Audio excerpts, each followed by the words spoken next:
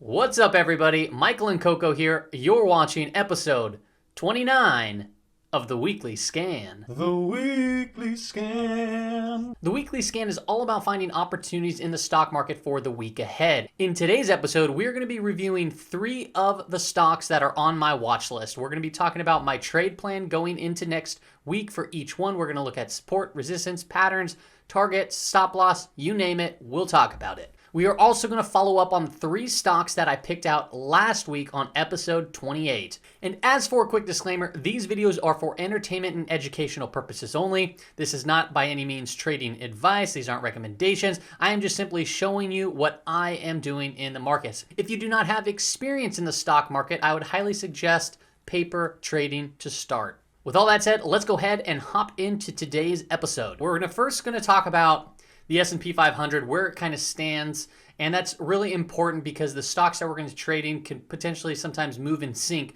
with the S&P 500.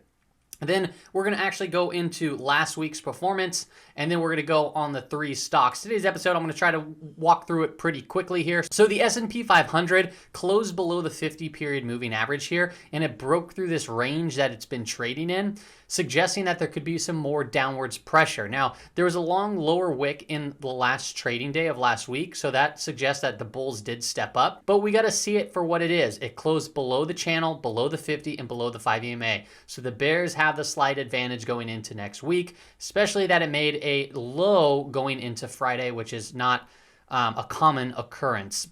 Okay, so keep that in mind. Make sure you have your stop losses positioned on any of the stocks that you might go into next week, because if we do get continuation to the downside, there could be very well a lot of stop losses triggered. All right, so just to recap on last week, I went over 3 different ticker symbols, and I actually only got filled on one of them. Now, intra-week, I posted a couple stocks as well that I will also discuss here shortly. Now, the one that I did get into, here, I gotta put Coco down. The one that I did get into was ticker symbol NOG, and I lost on this trade here. Basically, what we said was we want to enter in right around this green line right here, have a stop loss below that candle.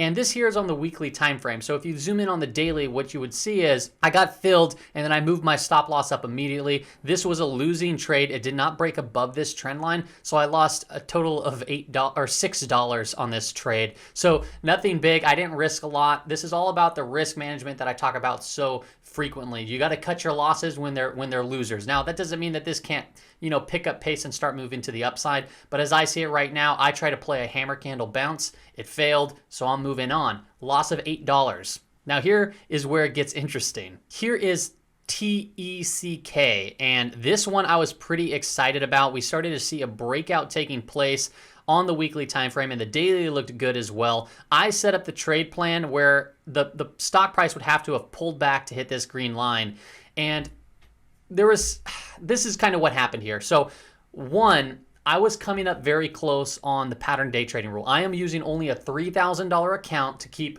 kind of a running track of this portfolio, and I plan on expanding that in the future, just making a bigger account. What I'm doing is, one, I'm under the pattern day trading rule, so I can't make 3 trades within 4 days or whatever it is. And then second, I want to be able to show how much a portfolio can grow with just very, very basic knowledge trading, and then also just really a heavy focus on risk mitigation and risk management. So I was looking originally at this chart on the 4-hour time frame, and the 4-hour time frame looked like a bull flag, and I was setting up my entire trade plan. And if I would have done that, it would have been great trade. I would have hit my target. As you can see, it didn't hit the green line, but it came and hit this red target. So on the 4-hour time frame, this would have just been a slam dunk home run. However, I didn't get into it, and I got to watch this thing run away from me. So from where I talked about it, around $13 down to about $12.75. It's up now, trading around $15.41 on a beautiful breakout,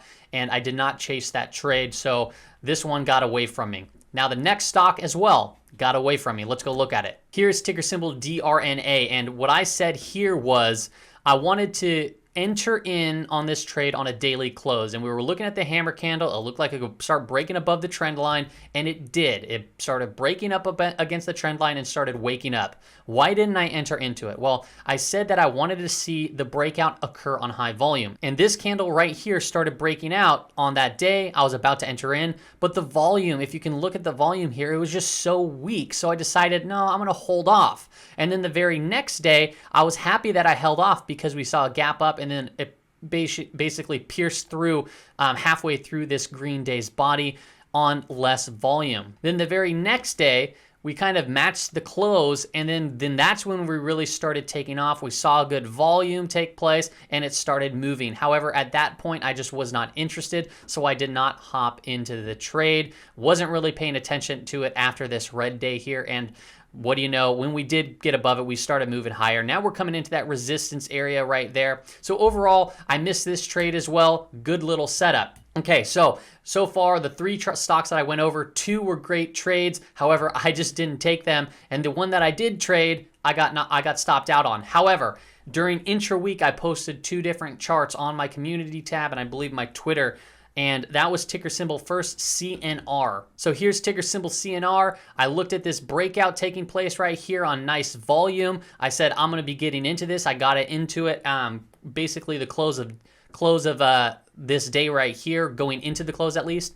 And then the very next day, we saw this big ramp up take place. So I moved my stop loss up here. I took some profits. Then the very next day, it was kind of a inside trading day. I moved my stop loss up, took some more profits, and boom, I was stopped out this day right here. Nice little swing trade, made some good profits, and ended up making good money for the week, based on that portfolio size I'm talking about. So where is my portfolio at right now? Well, as I stated, I started with $3,000.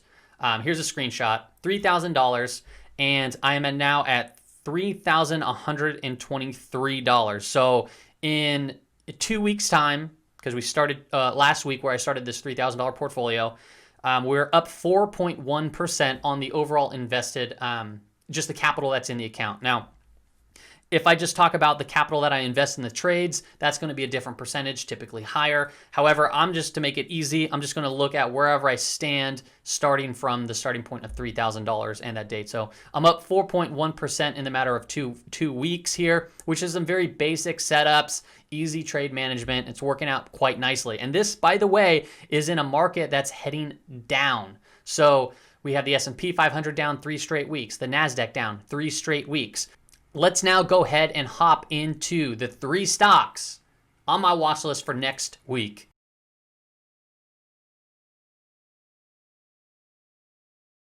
All right, so here we go. This is ticker symbol BVN, and came on my scanner for a couple of reasons. One, high volume. Look at that thing, just a big burst in volume. Where overall context, okay? I always ask myself, what's the overall context of the chart? The overall context right now is bullish, but it's short-term bearish. Why is it short-term bearish? Well, we've been consolidating and moving down for the last week and a half, 2 weeks right here. We're closed below the 50-period moving average. That's somewhat bearish as well. But if you look at the SMAs, the simple moving averages, we have the 20, the 50, and the 200 all stacked up on each other. The 20 is kind of sloping down here, which makes sense. But then we have the 50 sloping up nicely, which is good. And then the 200's kind of going flat to mediocre to down. So the stock has came quite a ways, and now we're starting to see consolidation take place. But now we have a lot of volume stepping in, and we have this kind of basing out right here with these long lower wicks, and they're kind of hidden around 1175 and a nice hammer candle here. So if we start breaking above this trend line, I'm thinking that this could be a very good trade. This is also somewhat of a falling wedge. If you connect this line to down here, I can see that. I would just consider it more of like kind of a short-term bearish channel, or just the trend line that we're waiting to break out of. So here is my trade plan, not risking much, $30, using about $650 of capital. My limit order has been placed for $12.25. So we'll see how this one goes next week. Let's move to the next one. All right, so here's ticker symbol STLD, and I'm showing you it on the weekly time frame, and I'll just say that the daily time frame looks very good as well. But I'm showing you the weekly because it looks like, dating back here to early 2018, this trend line has been tapped on many different times and failed to get above it, and we're finally seeing it break out on some nice volume over here, and the MACD is nice and bullish. The RSI is kind of going into its just trending upwards, very nice. You do have the 200 period sloping overhead, which probably will act as a level of resistance, but you have the 20 period moving up, you have the 50 period moving up. So this is looking like it's potentially getting ready to start heading higher. We will see. How do I plan on trading this? Well, let me show you the daily time frame. So here is the daily time frame on it. So I wanted to show you a couple different time frames. I don't usually typically do that on these videos, but I felt like it was necessary.